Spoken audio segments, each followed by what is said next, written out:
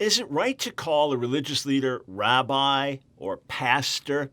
Jesus said something very interesting in Matthew 23. He was rebuking the hypocrisy of some of the religious leaders. And he said, you go around with your religious garments, you want to look so holy, and you love to be greeted in the marketplace with people calling you Rabbi, Rabbi, which was then not a formal title of ordination, but a popular title of respect. Jesus himself was called Rabbi, which is literally my teacher or my master. And look at what Jesus says in Matthew chapter 23. As he's addressing this, beginning in verse 8, he says to his disciples, "But you are not to be called Rabbi, for you have one teacher, and you are all brothers." Whoa, so we're equal in the Lord. "And call no man your father on earth, for you have one Father, who is in heaven.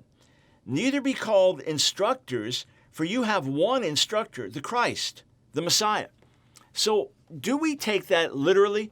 First, let's understand the spirit of it, that even though we have leaders in the body, and even though Jesus appointed the 12 apostles as apostles and they became leaders in the body, and even though Peter, who was one of those leaders, talks about principles of leadership, and even though Paul often writes about it, we are all equal in the Lord in terms of we all have equal access to God.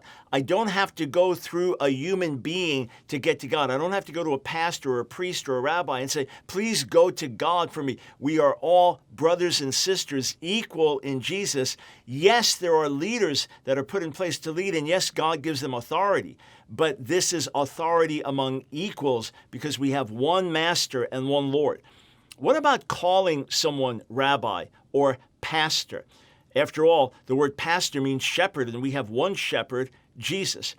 I believe it's great if we don't use titles and we refer to people by first names. That doesn't always work in our culture, and in certain cultures of the world, that's considered very disrespectful. And I also know that people mean it in a descriptive way or in an honoring way. So if your pastor is called Pastor Joe or Pastor Sam, or you go to a Messianic congregation and the person is known as Rabbi Joseph, that's between you and God in terms of how you address. If you're doing it to honor and equal in the Lord, that's one thing. But I like to simply say, this is so-and-so who's a pastor. This is so-and-so who's a Messianic rabbi. This is so-and-so who's a teacher, rather than put the title in front of the name. You work it out before God, but let's first get the spirit of this. When we get the spirit of it, then the application will be much easier to come by. All one in Jesus.